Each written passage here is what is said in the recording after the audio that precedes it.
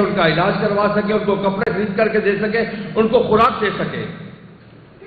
اور کاشتکار کے بچے صرف اس کے اپنے بچے نہیں ہیں، بلکہ کاشتکار کے لیے تو 25 کروڑ عوام ہے اس کے سامنے.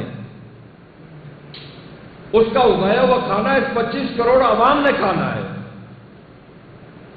ہم بچپن سے سنتے آ رہے ہیں کہ جدے کر دانے ادے کملے بھی سیانے. آج ہم اس نہج پہ پہنچ چکے ہیں کہ آج ہمیں سیریس سوچنا ہوگا. ہم حکومت سے بیٹھ کے بات کرنا چاہتے ہیں، ہم اپوزیشن سے بیٹھ کے بات کرنا چاہتے ہیں، ہم تمام مکاتب فقہ کے لوگوں سے بیٹھ کے زراعت کی بہتری کے لیے بات کرنا چاہتے ہیں. ہم چاہتے ہیں کہ کاشتکار کو کیا ملے. خدا کی قسم صرف ایک فیصلہ کر لو، صرف ایک فیصلے کی میں بات کر رہا ہوں جو پوری دنیا کرتی ہے کہ کاشتکار کی پیداواری لاگت کے ساتھ اس کو 25% منافع دے دو. اگلے سال آپ کی پیداوار میں 20 سے 25% اضافہ ہو جائے گا. آپ میڈیا کے لوگ بیٹھے ہیں، آپ سب کے علم ہے کہ کاشتکار کے ساتھ پچھلے 2 سالوں میں ہوا کیا ہے. کیا اس کو گندم کا ریٹ ملا 2200 ارب روپیہ؟ ہم نے 2 سالوں میں اصل ریٹ سے کم ملا. کپاس کا ریٹ ملا، ہمیں آلو کا ریٹ ملا، گاجر، مولی، گوبھی، کسی چیز کا ہمیں ریٹ نہ ملا. پھر بھی کسان اپنی اس قوم کے ساتھ کھڑا ہے، آج بھی کھڑا ہے، اور اسی توانائی کے ساتھ کھڑا ہے جس دن سے آج سے 3 سال پہلے کھڑا تھا.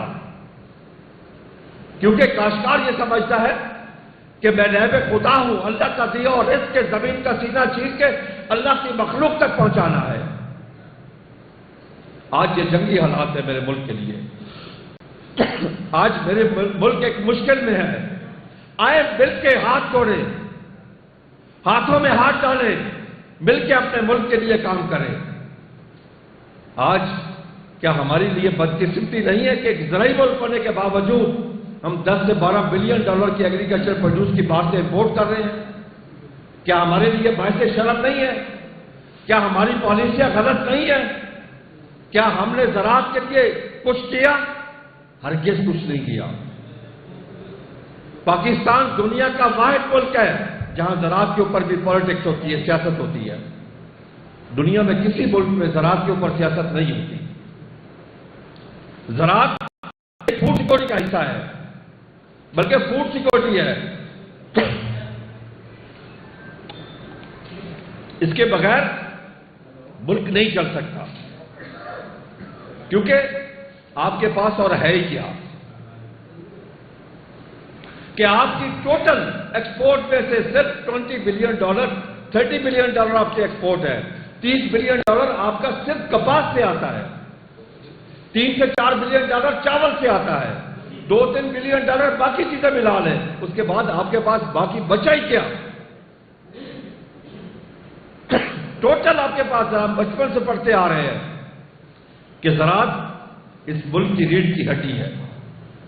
ہم اس ہڈی کو نہ توڑیں، بلکہ اس ہڈی کو آج وقت ہے اور مضبوط کریں.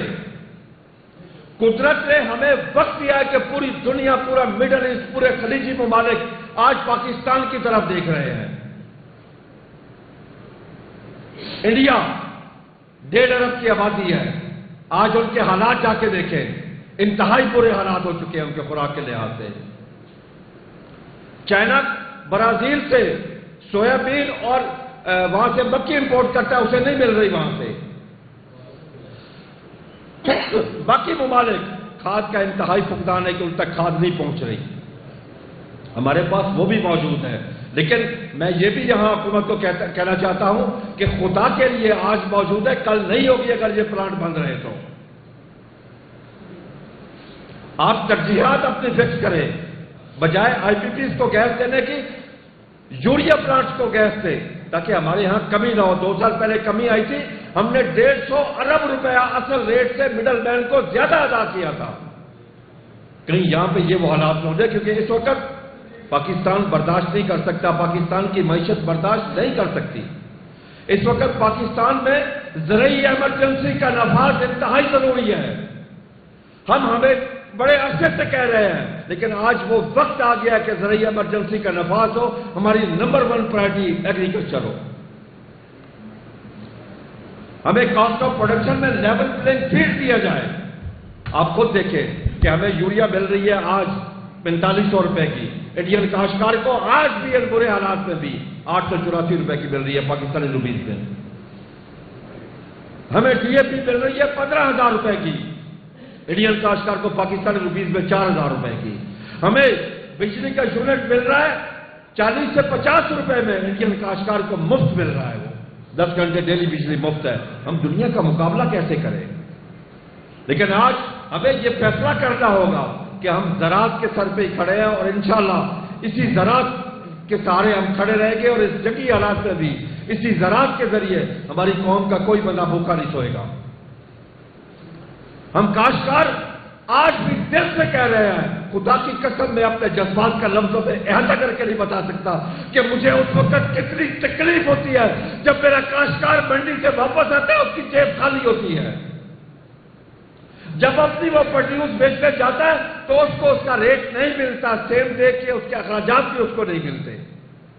لیکن آج وہ وقت آ رہا ہے، وقت آ گیا ہے کہ اس کو بہتر ریٹ مل سکتا ہے. انٹرنیشنل مارکیٹ میں تمام فوڈ آئٹم کے ریٹ اوپر جا رہے ہیں. ہمیں چاہیے کہ اب ہم زیادہ اگائیں، پر ایکڑ پیداوار بڑھائیں. ہم پہلے دوسرا فرٹیلائزر کریں. ہمارا جو بجلی کا ریٹ کیوبل کی میں بات کر رہا ہوں، جو چند سال پہلے 4 سال پہلے 5 روپے 35 پیسے تھا، اب 50 روپے ہو گیا. اس کے اگینسٹ اسی طرح ڈی اے پی کا ریٹ 4-5 ہزار سے 15,000 ہو گیا، یوریا کا 1000 سے 4,500 ہو گیا، اور ہماری پروڈیوس کا ریٹ گندم کا 4,000 والا 2,000، کپاس کا 12,000 والا 6,000،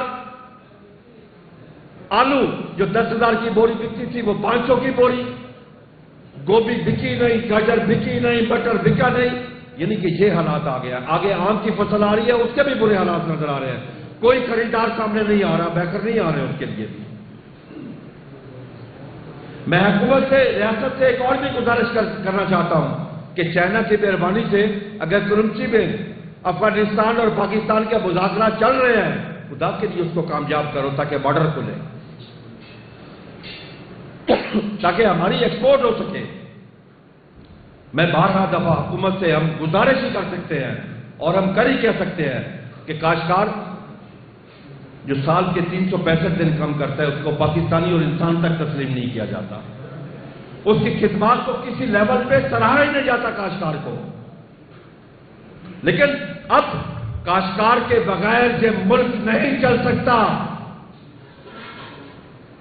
زراعت کے بغیر یہ ملک نہیں چل سکتا. یہ ثابت ہو چکا ہے. جب بھی برا وقت آیا ہے، زراعت نے اس ملک کو چلایا اور کوئی قریب نہیں آیا. اور کوئی ادارہ، کوئی انڈسٹری پاکستان کو اس طرح سپورٹ نہیں کر سکی جس طریقے سے زراعت نے سپورٹ کیا. اس 25 کروڑ کی عوام کا کھانے کا بندوبست اس زراعت نے کیا ہے. لیکن بدقسمتی کاشتکار کو عزت کی نگاہ سے پھر بھی نہ دیکھا گیا. آج گندم کی کٹائی شروع ہے. بھئی اس میں حرج کیا ہے کہ اگر اس کو پیداواری لاگت کے ساتھ اس کو 25% منافع دے دیا جائے؟ پوری دنیا پاگل ہے جو اپنے کاشتکار کو 25% منافع دیتی ہے. میں فیصلہ کرنے والوں سے کہتا ہوں، خدا کے لیے ملک سے دشمنی مت کرو. جب ہمیں 3908 ملا، ہم نے آپ کو گروتھ دی 6.25.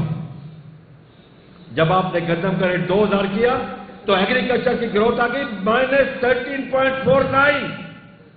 اس کے اوپر تک کچھ لوگوں کو پھانسی چلانا چاہیے تھا. پاکستان کا اتنا بڑا نقصان ہوا. میں میڈیا دوستوں کو بتانا چاہتا ہوں کہ اس دفعہ امپورٹ ایکسپورٹ کا ایگریکلچر کا ڈیفیسٹ $6 بلین ہے. صرف چاول میں ہم 4 بلین سے $1.8 بلین پہ آ گئے ہیں. کاٹن کی امپورٹ $2 بلین کا اضافہ ہو گیا ہے. 70% مکئی کی ایکسپورٹ میں کمی آئی ہے.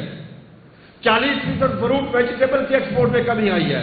90% چلی کی ایکسپورٹ میں کمی آئی ہے. ہماری پالیسیوں کی وجہ سے سارا کچھ ہوا ہے کہ جب کاشتکار کو اس کی اجرت نہ ملی اس کی پیداواری لاگت اس کو نہ ملی، اس کو نقصان ہوا، وہ بیلنس یوز آف فرٹیلائزر نہ کر سکا۔ آج ہمارے پاس ایک وقت ہے اور بڑا سنہری وقت ہے کہ ہم پوری دنیا کو ایکسپورٹ کر کے پاکستان کے زر مبادلہ میں اضافہ کر سکتے ہیں، پاکستان کا ہم نام روشن کر سکتے ہیں۔ آج قدرت نے ہمیں وقت دیا ہے کہ پوری دنیا ہماری طرف دیکھ رہی ہے۔ آج پورا مڈل ایسٹ، خلیجی ممالک تمام پاکستان کی طرف دیکھ رہے ہیں کہ ہمیں کچھ کھانے پینے کے لیے ملے گا تو پاکستان سے ملے گا، کیونکہ پاکستان کے پاس زراعت ہے۔ ایک ہی نگاہ سے دیکھتے ہیں کہ پاکستان کے پاس زراعت بھی ہے، فوڈ سیکورٹی بھی ہے۔ آج ہماری اپنے تحفظ کے لیے ہماری فوج کی طرف دیکھتے ہیں اور اپنی فوڈ سیکورٹی کے لیے ہمارے کسان کی طرف دنیا دیکھ رہی ہے۔ تو اس لیے اس کسان کو زندہ رہنے کا حق دیا جائے۔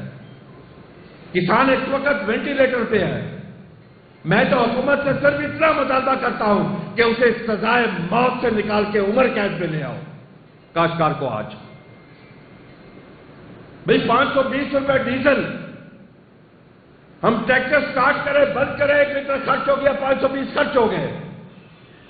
اگر اسی حساب سے ہماری پیداواری لاگت بڑھا کر ہمارا ریٹ بہتر نہ کیا جائے، ہم کیسے افورڈ کر سکتے ہیں؟ پھر حکومت کہتی ہے ہم سبسڈی دیں گے۔ بھائی ہمیں سبسڈی نہیں چاہیے، ہمیں اپنی فصل کا جائز ریٹ چاہیے۔ ہم آپ سے خیرات نہیں مانگتے، ہمیں اپنی اجرت چاہیے۔ ہمارے ساتھ مذاق مت کیا جائے۔ اب ہم مذاق برداشت کرنے کی پوزیشن میں نہیں ہے کہ 5 ایکڑ کے کاشتکار کو سبسڈی، ہمارے خلاف کسی کو سوشلزم مت بنائے۔ پاکستان کی زراعت پر ایکڑ پیداوار بڑھائے گا، پاکستان میں مواقع فراہم کرے کہ ہم پہلے سیدھا فرٹیلائزر کر سکیں۔ آج جاپان جیسے ملک پریشان ہے، چائنا جیسا ملک پریشان ہے، انڈیا پریشان ہے، آسٹریلیا پریشان ہے، ایتھوپیا پریشان ہے، انڈونیشیا پریشان ہے، سارے ملک پریشان ہیں۔ اتنی پریشانی الحمدللہ پاکستان میں نہیں ہے آج۔ لیکن اگر ہم نے اپنی پالیسیاں ٹھیک نہ کی، اپنی ترجیحات صحیح نہ کی، اپنی ڈائریکشن ٹھیک نہ کی، خدا نہ خواستہ میرے منہ میں خاک وہ پریشانیاں ہماری طرف نہ آ جائیں۔ آج ہم بہت خوش قسمت ہیں، ہم اتنے خوش قسمت ہیں کہ میں بتا نہیں سکتا کہ قدرت نے 1500 کلومیٹر سمندر ہمیں دیا، کراچی سے لے کے پشاور تک میدانی علاقہ ہمیں دیا، چاروں موسم ہمیں دیے، جنگلات ہمیں دیے، پہاڑ ہمیں دیے، چولستان، ریگستان، روئی، ہر چیز ہمیں دی اللہ تعالیٰ نے۔ لیکن ایک نہیں ہے تو ہمیں ایک ول نہیں ہے۔ آج اس ول کی ضرورت ہے۔ میں ہاتھ جوڑ کے گزارش کرتا ہوں حکومت اور اپوزیشن سے، آؤ مل کے بیٹھو اپنے ملک کے لیے، پاکستان کے لیے۔ یہ پاکستان ہم سب کا ہے۔ نکالو ایٹ سے پاکستان کو جو لوٹ کے خون نچوڑ کے پاکستان کا کھا گئے ہیں۔ یہ 25 کروڑ عوام ساری پاکستان کی مالک ہے۔ آؤ مل بیٹھ کے پاکستان کو آگے لے کے چلو۔ آج قدرت نے ہمیں وقت دیا ہے،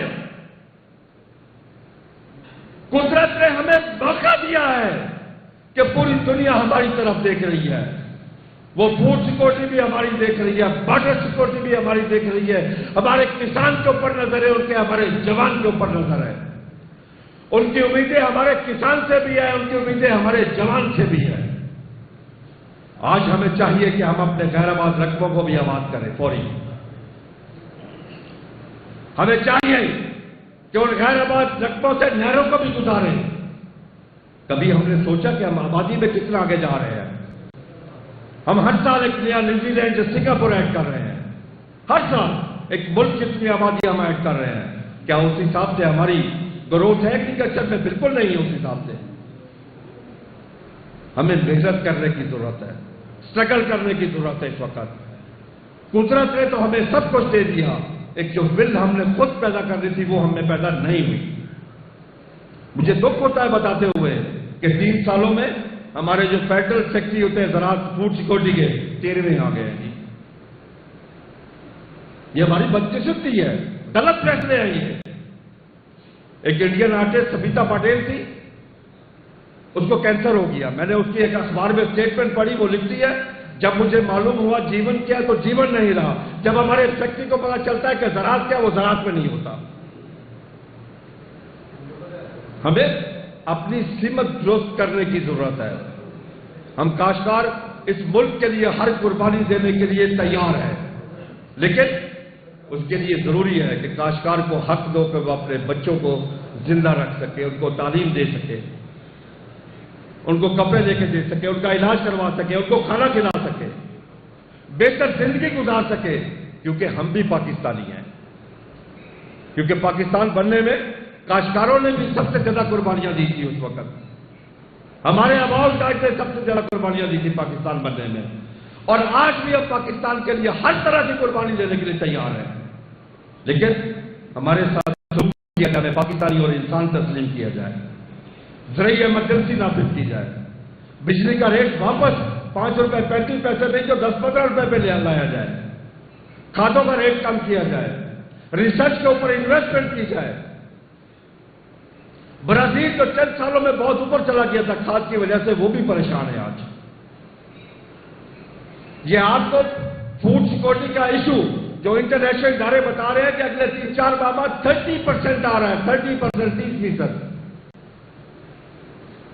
میں نے مختلف انٹرنیشنل لوگوں کے میلاد سنے، سب پریشانی میں مبتلا ہیں، لیکن ہم اگر اپنا کام کرنا شروع کر دیں، خدا کی قسم پاکستان کے لیے کوئی پریشانی نہیں ہے۔ صرف کاشتکار کو اس کی فصل کی قیمت دینا شروع کر دیں، صرف کاشتکار اپنی پیداوار خود بڑھا لے گا۔ جس ملک میں ریسرچ کا بجٹ ایگریکلچر کی GDP کا 0.18 ہو، برازیل نے کیوں ترقی کی؟ اس کا 1.75 ہے۔ دنیا میں کپاس کو لے لیں، میں کپاس کا کاشتکار ہوں، 92 میں ہماری پیداوار تھی 1.28 کروڑ بیل، انڈیا 1.10 کروڑ تھا، آج وہ 4 کروڑ پہ چلا گیا۔ ہم نے 20 کلو وزن بھی کم کر کے ہم 55 لاکھ پہ آ گئے ہیں،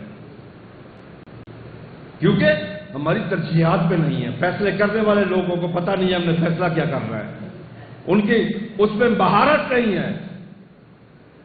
ہمیں اہل لوگوں کو آگے لانا چاہیے، اہل لوگوں کو لا کے اداروں کے اوپر بٹھانا چاہیے۔ چنگیز خان کے ہسٹوریکل ورلڈ ہے، اس نے کہا تھا کہ میں نے پوری لائف پہ ایک دفعہ بھی ظلم نہیں کیا۔ سننے والے حیران ششتر رہ گئے کہ جس نے خون کے دریا بہائے، لاشوں کے انبار لگائے، کھوپڑیوں کے مینار بنائے، وہ کہتا میں نے ظلم نہیں کیا، تو اس نے تشریح کی کہ میں نے پوری لائف پہ کسی لائف کے اوپر نالائق نہیں بٹھایا۔ آج ان جنگی حالات میں، اس ایران اسرائیل امریکہ جنگ میں، یقین کر لیں کاشتکار اپنی ریاست کے ساتھ کھڑا ہے، اپنے ملک کے ساتھ کھڑا ہے، ہر طرح کی قربانی دینے کے لیے تیار ہے، لیکن اوپر بیٹھے لوگوں کو کہتا ہوں کہ خدا کا خوف کرو، سوچو زراعت کے لیے، زراعت کی فوری ایمرجنسی نافذ کرو۔ ہمیں دنیا کے ساتھ کاسٹ آف پروڈکشن میں ہم بندہ بناؤ، ہمیں دنیا کے ساتھ، ریجن کے ساتھ پیداواری لاگت میں لیول پلینگ فیلڈ دو۔